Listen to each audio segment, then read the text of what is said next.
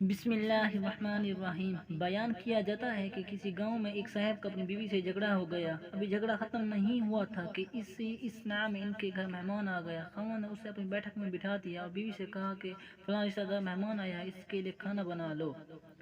وہ غصے میں تھی، کہنے لگی نہ تمہارے لیے کھانا ہے نہ تمہارے مہمان کے لیے۔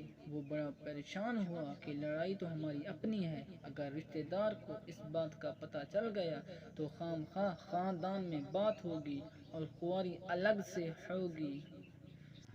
لہذا خاموشی سے آ کر مہمان کے پاس چپ چاپ بیٹھ گیا۔ اتنے میں اسے خیال آ گیا کہ چلو بیوی اگر روٹی نہیں پکاتی تو سامنے والے ہمارے ہمسائے بہت ہی اچھے لوگ ہیں، میں انہیں ایک مہمان کا کھانا پکانے کے لیے کہہ دیتا ہوں۔ چنانچہ وہ ان کے پاس گیا اور کہنے لگا کہ بیوی کی طبیعت آج کچھ خراب ہے، لہذا آج آپ ہمارے مہمان کے لیے کھانے کا انتظام کر دیں۔ انہوں نے کہا ٹھیک ہے۔ وہ مطمئن ہو کر مہمان کے پاس آ کر بیٹھ گیا کہ مہمان کو کم از کم کھانا تو مل جائے گا، جس سے میری عزت بھی بچ جائے گی۔ تھوڑی دیر کے بعد مہمان نے کہا کہ ذرا ٹھنڈا پانی تو لا دیجیے۔ وہ اٹھا کے گھڑے کا ٹھنڈا پانی لاتا ہوں۔ اندر گیا تو دیکھا کہ بیوی تو زارو قطع رو رہی ہے۔ وہ بڑا حیران ہوا اور کہنے لگا کیا بات ہے؟ اس نے پہلے سے بھی زیادہ رونا شروع کر دیا۔ کہنے لگی بس مجھے معاف کر دیں۔ اس کے خاوند نے کہا کہ بتاؤ تو صحیح، آخر تمہارے رونے کی وجہ کیا ہے؟ تم ایسے کیوں رو رہی ہو؟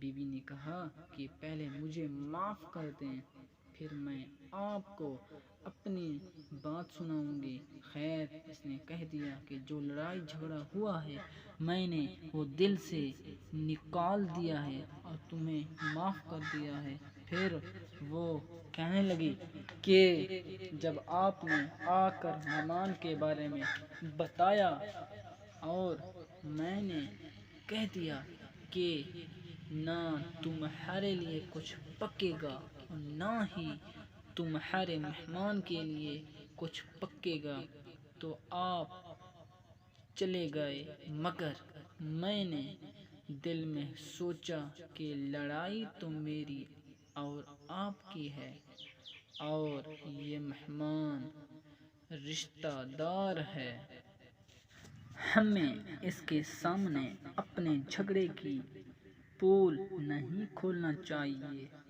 چنانچہ میں اٹھی کہ کھانا بناتی ہوں۔